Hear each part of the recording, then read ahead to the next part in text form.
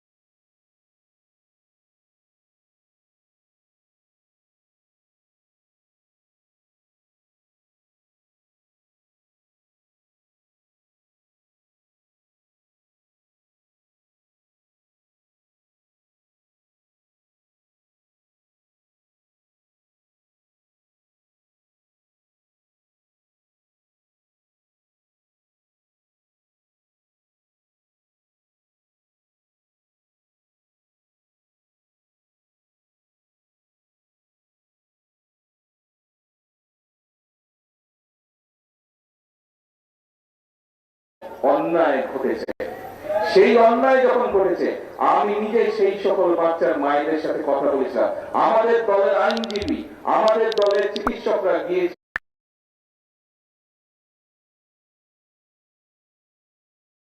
সেই চিকিৎসা দিয়েছে, আইনজীবীরা গিয়ে সেই আইনি সহায়তা করেছিল।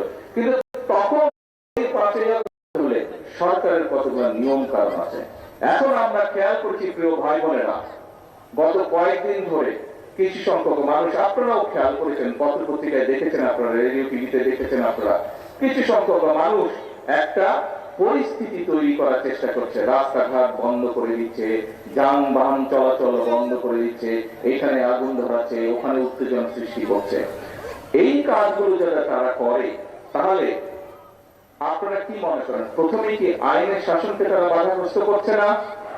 আইনকে আইনের মতন কি চলতে দিচ্ছে? দিচ্ছে না। প্রিয় ভাই বোনেরা, আমরা খেয়াল করে দেখেছি যে এই যে অন্তর্বর্তীকালীন সরকার যখন ক্ষমতায় ছিল, এই 12 তারিখের নির্বাচনের আগে অন্তর্বর্তীকালীন সরকার ছিল, সেই সময় আমরা দেখেছি দেশে কয়েকটি দুঃখজনক এরকম অন্যায় ঘটেছে। সেই অন্যায় যখন ঘটেছে, আমি নিজে সেই সকল বাচ্চার মায়েদের সাথে কথা বলেছিলাম। আমাদের দলের আইনজীবী, আমাদের দলের চিকিৎসকরা গিয়ে সেই চিকিৎসা দিয়েছে, আইনজীবীরা গিয়ে সেই আইনি সহায়তা করেছিল। কিন্তু তখন আজকে যেই সকল ব্যক্তিরা হইচই করছে, রাস্তা অবরোধ করছে, বড় বড় কথা হচ্ছে, সেদিন কিন্তু তাদেরকে আমরা মাঠে দেখিনি। সেদিন কিন্তু তাদেরকে আমরা দেখিনি যে তারা অবরোধ করেছে। তাহলে কি আমরা ধরে নেব আজকে যেহেতু জনগণকে 12 তারিখের নির্বাচনে বাংলাদেশের জনগণ যেহেতু বিএনপি কে ভোট দিয়ে সরকার গঠন করতে ক্ষমতা দিয়েছে, সেই জন্যই তাদের জ্বালা হচ্ছে এবং এই জ্বালার কারণেই তারা এইসব কর্মকাণ্ড করছে। তাই তো আমরা ধরে নেব, তাই নয় কি? আপনারা চিন্তা করে দেখেন প্রিয় ভাই বোনেরা, যারা এই রকম পরিস্থিতি তৈরি করতে চেষ্টা করছে তারা কিন্তু কৃষককে নিয়ে কোনো কথা বলে না। যারা একটা ঘোলাটে পরিস্থিতি তৈরি করতে চেষ্টা করছে তারা দেশের মানুষের কর্মসংস্থান নিয়ে কোনো কথা বলে না। যারা এই ধরনের পরিস্থিতি তৈরি করার চেষ্টা করছে, রাস্তাঘাট বন্ধ করে দিয়ে অবরোধ করার চেষ্টা করছে, তারা কিন্তু কৃষকের খাল কাটার কথা বলে না, তারা কৃষক কার্ডের কথা বলে না। যারা এই ধরনের অরাজক পরিস্থিতির সৃষ্টি করার চেষ্টা করছে তারা কিন্তু ছোট ছোট গ্রামের মাসুম বাচ্চারা কিভাবে স্কুলে খালি পায় যায় সেই দিকে তাদের খেয়াল নাই, তাদেরকে নতুন পোশাক দেওয়ার কথা বলে না।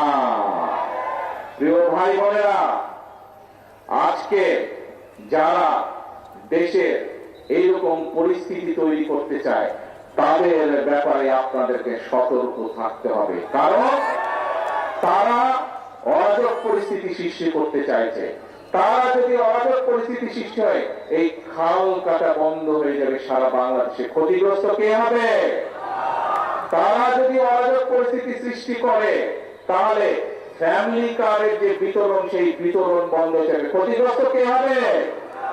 তারা যদি অরাজক পরিস্থিতি সৃষ্টি করে তাহলে কৃষক কার্ডের বিতরণ বন্ধ হয়ে যাবে। ক্ষতিগ্রস্ত কে হবে? তারা যদি অরাজক পরিস্থিতি সৃষ্টি করে তাহলে ইমাম সাহেবদের, মুয়াজ্জিন সাহেবদের, খতিব সাহেবদের, অন্যান্য ধর্মের যে ধর্মগুরু আছেন তাদের সম্মানী দেওয়া বন্ধ হয়ে যাবে। ক্ষতিগ্রস্ত কে হবে?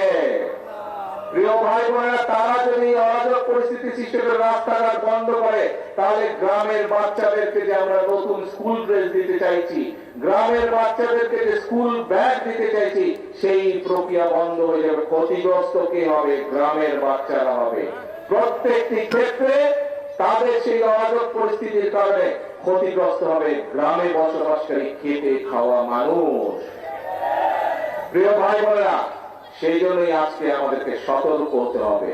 আপনারা পত্রিকা পড়ে, আপনারা সোশ্যাল মিডিয়ায় যান, খবর নিয়ে দেখেন, ওই যে 5ই আগস্ট যাদেরকে দেশের এই বাংলাদেশের মানুষ এই দেশ থেকে বিতাড়িত করে দিয়েছিল, এই এখন যারা অরাজকতা সৃষ্টি করতে চাইছে, খবর নিয়ে দেখেন ওই 5ই আগস্টে যারা বিতাড়িত তাদের সাথে এরা তলে তলে আবার খাতির শুরু করেছে। যেইভাবে 96 সালে করেছিল, যেইভাবে 86 সালে করেছিল, তাদের সাথে নতুন কয়েকটি লেজও গজিয়েছে, সুন্দর ছোট ছোট লেজও গজিয়েছে। প্রিয় ভাই বোনেরা, কাজেই আমরা এই দেশ থেকে স্বৈরাচারকে বিদায় করেছি। বাংলাদেশের জনগণ রাজপথে নেমে স্বৈরাচারকে বিদায় করেছে এই দেশ থেকে। যেই স্বৈরাচার বাংলাদেশের মানুষের ভোটের অধিকারকে কেড়ে নিয়েছিল, যেই স্বৈরাচার বাংলাদেশের মানুষের কথা বলার অধিকার কেড়ে নিয়েছিল, যেই স্বৈরাচার বাংলাদেশের খেটে খাওয়া মানুষ, গ্রামে বসবাসকারী মানুষের সকল প্রকার উন্নয়ন বলাদের বন্ধ করে দিয়েছিল, সেই স্বৈরাচারকে এই বাংলাদেশের মানুষ ছাত্র জনতা এক রাজপথে একত্রিত হয়ে তাদেরকে এই দেশ থেকে বের করে দিয়েছে। প্রিয় ভাই বোনেরা, এখন বাংলাদেশের মানুষ দেশ গঠন করতে চায়, বাংলাদেশের মানুষ তার ভাগ্যের পরিবর্তন করতে চায়।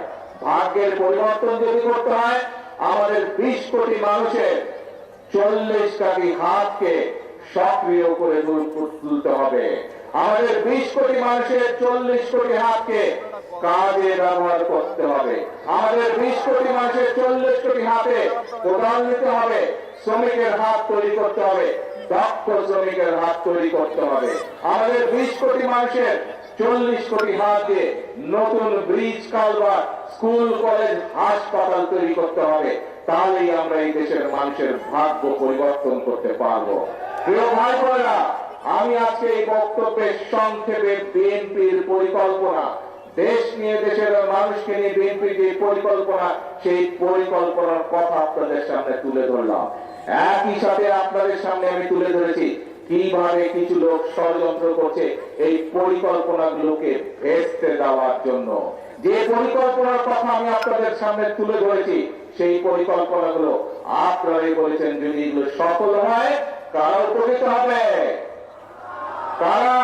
কি ভাই, কারা উপকৃত হবে? এই পরিকল্পনা, বিএনপির পরিকল্পনা সফল হলে কৃষক কার্ডের পরিকল্পনা, ফ্যামিলি কার্ডের পরিকল্পনা, ইমাম খতিব সাহেবদের সম্মানের ব্যবস্থা, এই খাল খনন কর্মসূচি, বাচ্চাদের স্কুলের ড্রেস, এইগুলো যদি আমরা সফল করতে পারি, উপকার কাদের হবে? আপনাদের উপকার হবে। কারণ এই দেশের মালিক কারা? জনগণ। বিএনপি সরকার সেই জনগণের ভাগ্যের পরিবর্তন করতে চায় জনগণকে সাথে নিয়ে। প্রিয় ভাই বোনেরা, আজকে সময় এসেছে মানুষের ভাগ্যের